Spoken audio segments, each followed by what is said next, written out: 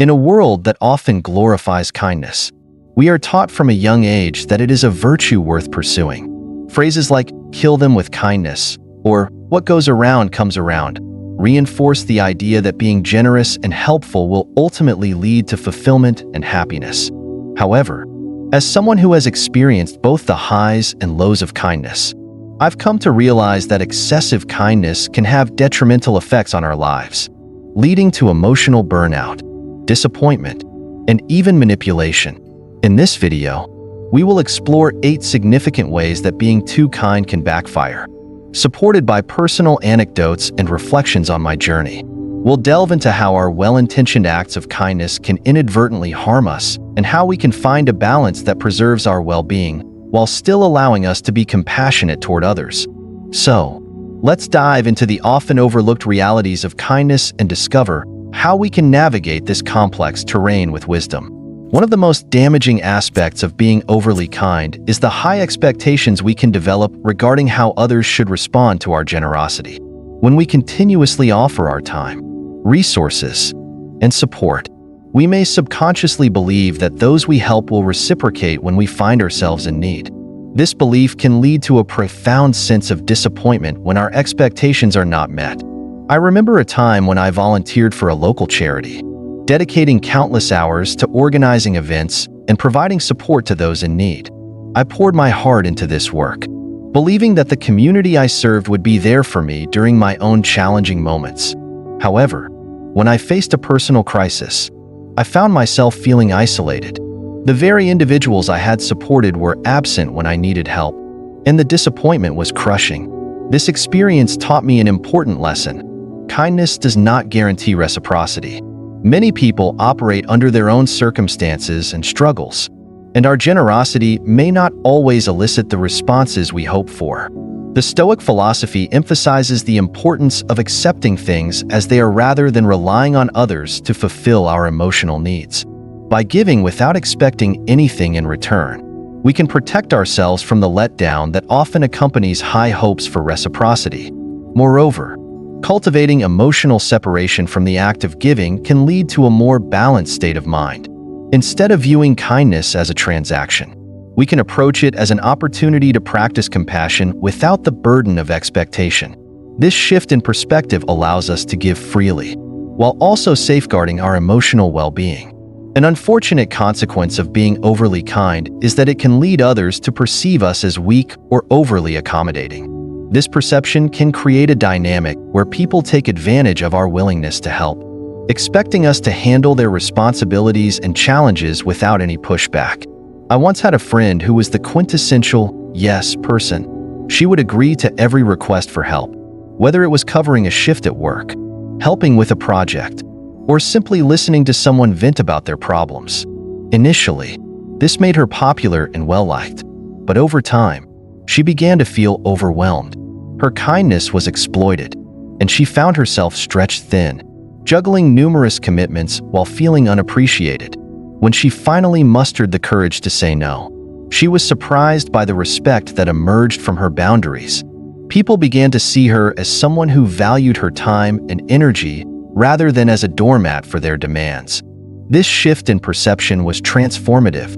She realized that by asserting herself, she could maintain her kindness without sacrificing her well-being. Stoicism teaches us the value of self-discipline and the importance of setting limits. When we establish boundaries, we demonstrate strength and integrity. Instead of being perceived as weak, we earn respect from those around us. It's essential to remember that being kind does not mean being submissive. We can help others while also ensuring that our own needs and responsibilities are prioritized. This balance allows us to engage in meaningful relationships based on mutual respect and support. Excessive kindness can lead to the unfortunate consequence of attracting individuals who are primarily interested in what they can gain from us. When we give too much, we may inadvertently lower our emotional energy, making us susceptible to attracting needy or opportunistic individuals. I once had a friend who was incredibly generous with her time and resources. She would often help others, offering her support without hesitation. While her intentions were noble, she found herself surrounded by individuals who took advantage of her kindness. They would call on her only when they needed something, often leaving her feeling drained and unappreciated. This experience highlighted the importance of self-awareness and understanding the energies we attract. The Stoics emphasize that our energy resonates with those around us. When we vibrate at a lower frequency due to constant giving, we may draw in individuals who are similarly low energy or opportunistic. To combat this cycle, we need to be intentional about the relationships we cultivate. By focusing on our own well-being and surrounding ourselves with positive, uplifting individuals, we can elevate our energy and attract healthier connections. It's essential to recognize that not everyone who seeks our kindness has our best interests at heart. By being discerning about whom we help, we can create a network of relationships that are mutually supportive and enriching. Being excessively kind can lead to a dangerous cycle of overwhelm and burnout.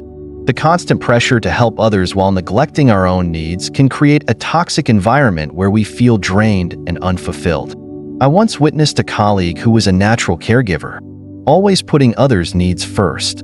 Over time, however, she became overwhelmed with her responsibilities, leading to a decline in her mental and physical health. As her workload increased, she began to feel the weight of her self-imposed obligations. She was constantly on call for others, leaving little time for herself. This eventually took a toll on her productivity and happiness. It was a painful reminder that kindness, when taken to extremes, can lead to emotional exhaustion and burnout. The Stoics advocate for self-discipline and moderation in all things, including kindness. Learning to say no and prioritize our own needs is crucial for maintaining our well-being. When we neglect self-care in favor of helping others, we run the risk of becoming overwhelmed and ineffective in our support. It's essential to recognize the signs of burnout and take proactive steps to safeguard our mental and emotional health. Establishing boundaries and prioritizing self-care practices can help mitigate the risk of burnout.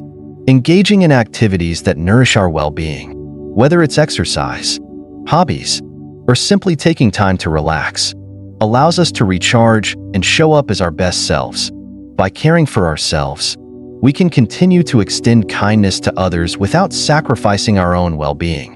Another downside to excessive kindness is that it can lead to attracting energy vampires, individuals who drain our emotional and mental resources without contributing positively to our lives.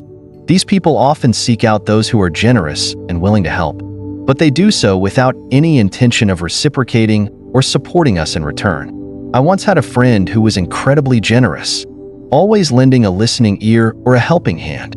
However, she found herself surrounded by people who constantly leaned on her for support while offering little in return. Over time, she began to feel drained, realizing that these relationships were one-sided and unfulfilling.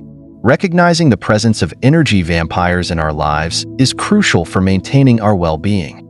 The Stoics teach us the importance of wisdom in relationships, encouraging us to cultivate connections that are mutually beneficial.